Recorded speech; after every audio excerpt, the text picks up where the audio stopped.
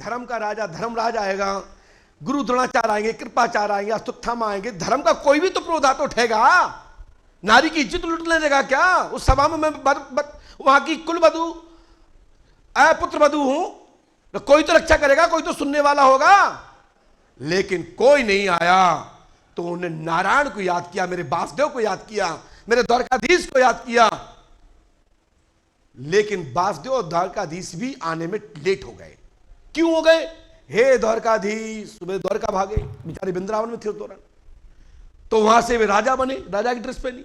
तब तक बोल दी माखन चोर। अब ने कहा माखन वाला चोर जाए कि द्वारकाधीश जाए? तो फिर वृंदावन भागे। फिर उन्हें हाल अपनी दही मही लगाई मुंह में कि भाई चोर बनना था।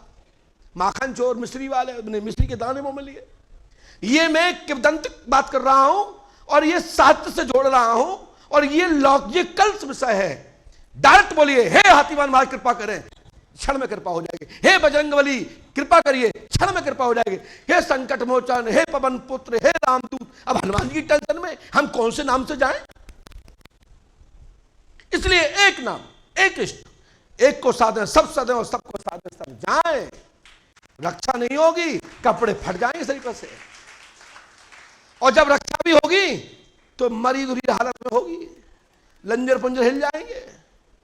लेकिन वहां पर मेरा वासुदेव, मेरा कृष्ण, मेरा द्वारकाधीश पहुंचा, और एक छोटे से कपड़े का उसने यंत्र बनाया। उस यंत्र से जो श्री कृष्ण वासुदेव को हाथ में बंधन किया था, अंगुली में चक्र सुदर्शन कटने का, उस सूत्र का धर्म निभा दिया। उन्होंने टाइम नहीं रखा, मील का मील लगा दिया, दुशासन परास्त हो गया, खींचते खींचते खींचते। लेकिन द्रौपदी क्या हुई? लस्त हो गई, गिर पड़ी, बेहोश हो गई, कोमा में चली गई। क्यों? क्योंकि आपने इतने नाम याद कर लिए, इतने नाम याद कर लिए, भगवान भी टेंशन में आ गए। तो इसलिए एक नाम याद रखो, एक इष्ट बनाओ, नमन सबको करो। संकट होवे तो पहली आवाज इष्ट की ओर लगना चाहिए, इष्ट तुम्हारे सामने खड़ा हो जाएगा। जितने भी भारत के आचार्यगण, स्वामी, वेदों के जानकार, पुराणों के इतिहासों के जानकार, ज्योतिष के जानकार, विदेशों में जो दौरे कर रहे हैं, हमें पता है कितने लोग डाइवर्ट हो सकते हैं, कितने नहीं हो सकते। लेकिन कुछ तो करते रहना चाहिए। आज से नहीं, हमारे अनादिकाल से भारत के साधु संत, महात्मा, आचार्य, आपने तो पढ़ा ही होगा शिकागो में, हमारे विवेकानंद स्वामी जी ज्ञान विज्ञान और अध्यात्म का परचम लहराए थे, जहां गोरे लोग अवाक हो गए थे। और भारत को विश्व गुरु के रूप में कई बार हमारे भारतीय संतों ने अलग जगह करके भारत की महिमा का मंडन कर स्थापना की थी, मंडित की थी, महिमा मंडित की थी। लेकिन कितना परिवर्तन हुआ? 0.01%। लेकिन हुआ तो कुछ तो हुआ।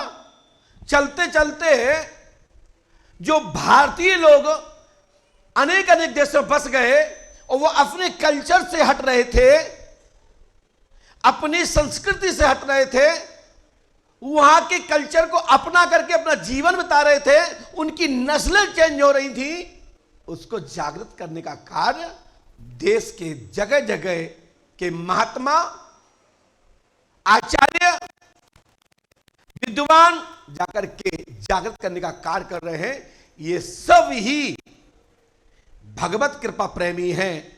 और कुछ तो हमसे इतने बड़े लोग हैं जिनको मैं ना तो आशीर्वाद दे सकता हूं, ना धन्यवाद कह सकता हूं, लेकिन मैं पंडोकर धाम पीठाधीश होने के बाद यह कह सकता हूं कि भगवत कृपा बहुत है आपके ऊपर, कि आप भगवान श्री कृष्ण, भगवान श्री राम और पंडोकर सरकार की कृपा, आपके पूर्वजों का आशीर्वाद कि आप एक प्रचारक के रूप में कार्य कर रहे हैं। हनुमान जी, पंडोकर सरकार आप पे खूब कृपा बनाए रखे। जो छोटे हैं, बराबरी के हैं, उनके लिए साधुवाद, आशीर्वाद, स्नेह कि आप अच्छा काम कर रहे हैं, कुछ तो जागृत कर रहे हैं। लेकिन इसके पीछे कुछ ऐसे भी लोग दौरे करते हैं जिनका काम मात्र चीटिंग करना है, जिनका काम धन अर्जित करना है। वैसे तो देखा जाए हमारे देश के जो 4 शंकराचार्य हैं, ये कभी भी समुद्र नहीं नांगते। अपने ही राज्य में, अपने ही सीमा में रह करके धर्म प्रचार करते हैं। उनके अनुयायी सूत्र जो थोड़े थोड़े से छोटे छोटे सैंपल लेकर के भ्रमण करते हैं, लेकिन चारों शंकराचार्य विदेशों में नहीं जाते, समुद्र नहीं नांगते। ऐसा शाक्त मर्यादा है।